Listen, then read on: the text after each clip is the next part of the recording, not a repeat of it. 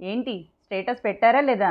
రెస్టారెంట్‌కి వెళ్ళినా, మూవీకి వెళ్ళినా, ఏదైనా ట్రిప్ అయినా, చిన్న ట్రావెల్ అయినా స్టేటస్ పెట్టేయాలి. ఫంక్షన్ అయినా, చిన్న అకేషన్ అయినా, సోషల్ గ్యాదరింగ్ ఏదైనా సరే సోషల్ మీడియాలో అప్డేట్ ఇచ్చేయాలి. స్నాప్‌చాట్లు, స్ట్రీక్ మెయింటెనెన్స్‌లు చేస్తున్నారా లేదా? ఇవాళ రేపు పిల్లలు ఎలా ఉన్నారంటే, అన్నం తినకపోయినా పర్వాలేదు, గాలి పీల్చకపోయినా పర్వాలేదు, స్నాప్‌చాట్‌లో స్ట్రీక్ మాత్రం మిస్ అవ్వకూడదు. వాళ్ళని చూసి కొందరు పెద్దవాళ్ళు కూడా అలాగే చేస్తున్నారు. కాలేజ్ బస్ అయినా, కెఫే అయినా, చిన్న గ్యాదరింగ్ అయినా సరే పిల్లల కబుర్లన్నీ ఇన్స్టాలో ట్రెండింగ్ రీల్స్ చుట్టూ, మీమ్స్ చుట్టూ తిరుగుతున్నాయి. ఎందుకు ఇంతలా అలవాటు పడిపోతున్నారో తెలుసుకుందామా? FOMO, fear of missing out. అంటే మన పీర్ గ్రూప్తో ఉన్నప్పుడు వాళ్ళు ఏదన్నా డిస్కస్ చేస్తున్నప్పుడు రీల్స్ గురించో, ట్రెండింగ్ మీమ్స్ గురించో తెలియదంటే మనం ఎక్కడ ఆడ్ మెన్ అవుట్గా ఫీల్ అవుతామో అని చెప్పి అదే పనిగా రీల్స్కి టైం స్పెండ్ చేస్తున్నారు. స్నాప్చాట్లో స్ట్రీక్ మెయింటెనెన్స్ కోసం ఎక్కువ టైం గడుపుతున్నారు. ఆ స్ట్రీక్ నంబర్ చూసి ఏదో సాధించామని ఫీల్ అవుతుంటారు. ఒకవేళ స్ట్రీక్ మిస్ అయితే మనీ పెట్టి మరీ రీస్టోర్ చేస్తున్నారు. దీనివల్ల ఏదైనా ఉపయోగం ఉందా అంటే అబ్సల్యూట్లీ జీరో.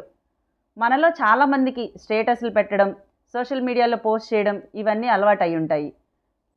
ఎన్ని లైకులు వచ్చాయి, ఎన్ని రియాక్షన్స్ వచ్చాయో కంటిన్యూస్గా చెక్ చేసుకుంటూ ఉంటారు. తమ అంచనాలకు తగ్గట్టుగా అవి రాకపోతే నెగిటివ్ యాటిట్యూడ్ తోటి డిప్రెషన్లోకి వెళ్ళిపోతారు. ఇతరులతో పోల్చుకుంటూ తమను తాము తక్కువ చేసుకుని డిస్సాటిస్ఫాక్షన్కి గురవుతారు. అసలు చాలా పోస్టులు నిజ జీవితానికి దూరంగా ఉంటాయని గ్రహించలేకపోతారు. ఇతరులతో పోల్చుకొని రిలేషన్స్ పాడు చేసుకుంటున్నారు. ఇంకొంతమంది అసూయ ద్వేషాలతోటి పెంచుకుంటున్నారు. అసలు దీని నుంచి ఎలా బయటపడాలో చూద్దాం.